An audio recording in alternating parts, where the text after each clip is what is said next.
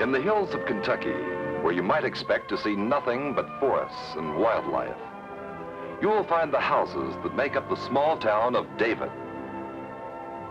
Why is it here? Why do people live out here away from cities? This building, a coal tipple, tells the story. It marks the entrance to a mine, a coal mine. And the town was built here because the mine is here. The railroad was built because the mine is here. In fact, the entire town depends on the mine, and most of the people in David work in the mine. David is just one small coal mining town. The dark areas on this map show that in many states, including Kentucky, West Virginia, and Pennsylvania, you will find other coal mines and coal mining towns. Spotted across our country are areas where people make a living by mining coal. We can find out a great deal about coal mining and the people who mine coal by visiting the people of David. They live in the houses that line the one main road. What is it like to live in a town like this? To find out, let's visit one of the families who live here. This is the home of the Bevan family. While Mrs. Bevan is packing lunch boxes for the men, Helen is helping prepare breakfast. Breakfast is a big meal, hearty and nourishing. For mining, like farming, is hard work. Mr. Bevan and Stephen, the oldest boy, are miners. And Mr. Bevan's father was a miner. He came from a country across the Atlantic Ocean. Helen hopes to serve her community by becoming a nurse or a teacher. And Susie, well, there's time enough to think about her future. Now, Charles knows that he wants to be an airplane pilot. The schedule for a miner and his family is built around the time of the day his work begins and ends. Charles will go part of the way with his father and Stephen. The morning sun hasn't yet reached this part of the valley as the men leave home. They walk. This is the way most of the people who work in David get to the mine.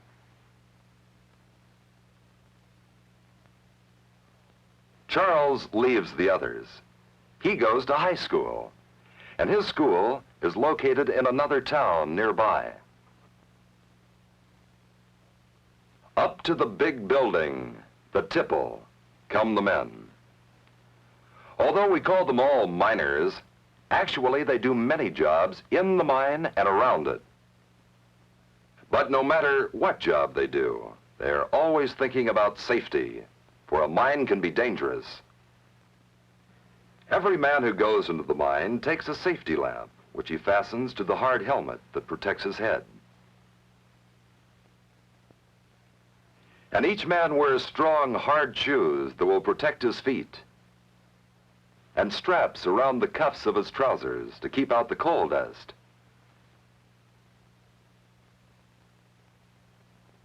Only when the men are properly equipped can they go into the mine.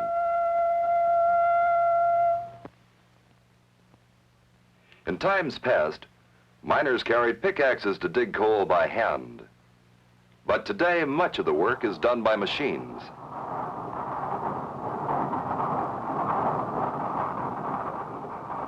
This miner is operating a cutter bar, which cuts a deep seam into the coal to prepare for blasting.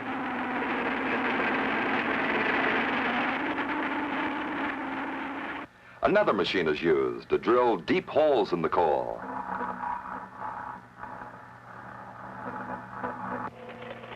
Then dynamite is put into the holes.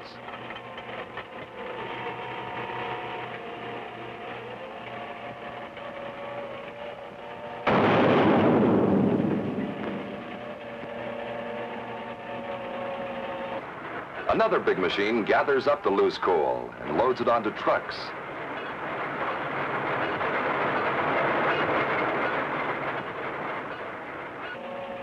The trucks cart the coal to a conveyor belt, which carries it up out of the mine to the tipple. Here in the tipple, a great deal of work remains to be done. First, the coal is washed. Then it is sorted according to size. Useless pieces of rock and other waste are taken out. The different sizes of coal are loaded onto railway cars to be taken to market.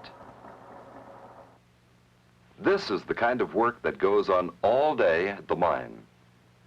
Meantime, at the home of the Bevan family, other things are happening. Susie and Helen are leaving for school.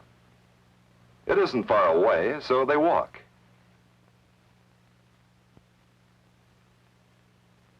In front of their church is a monument that tells of an adventure Daniel Boone had near here.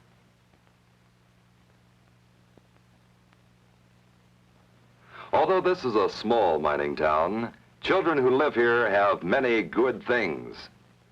The big swimming pool is fun in summer, and the hills are wonderful for hiking and camping.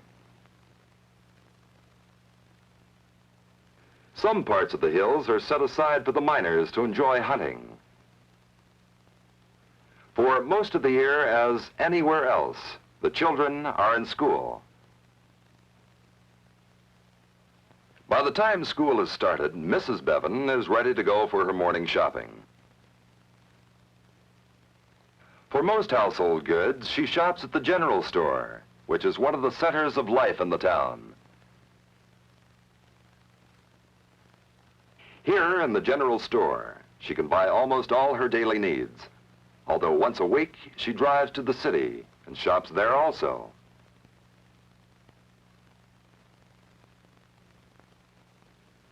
Here, too, is the town post office, where she picks up the mail for her family. While Mrs. Bevan is shopping and the children are in school, the men are mining coal that pays for the homes and the clothing and the school and the fun for the people who live in a coal mining town. Railroads buy coal to run the very engines that haul the coal to distant cities. Big generating plants in other states buy coal to burn in making electricity. Steel companies buy coal and bake it in big ovens to make coke. As the coal is baked, gases and tars come out. The gas is used to cook with, and the coal tar is used to make medicines, dyes, perfumes, and many other things. Coke is the hard, clean fuel that is left when coal is baked in the great ovens.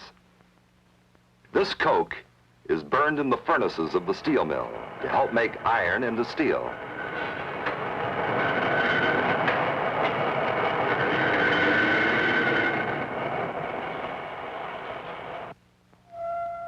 At David, all day long, coal is mined, washed, sorted, loaded, and shipped. That is the way the workday is spent. Remember, David is just one small coal mining town. You will find coal mines all through Kentucky, West Virginia, and Pennsylvania, and in other states of our country.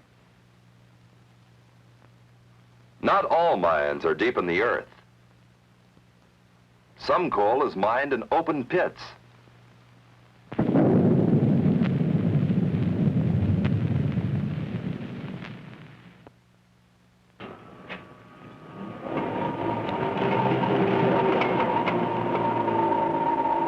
There are many kinds of coal mines and coal mining towns.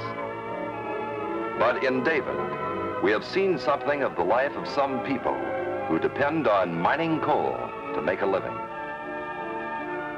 They live near their work in their little town, built around the mine in the hills of Kentucky.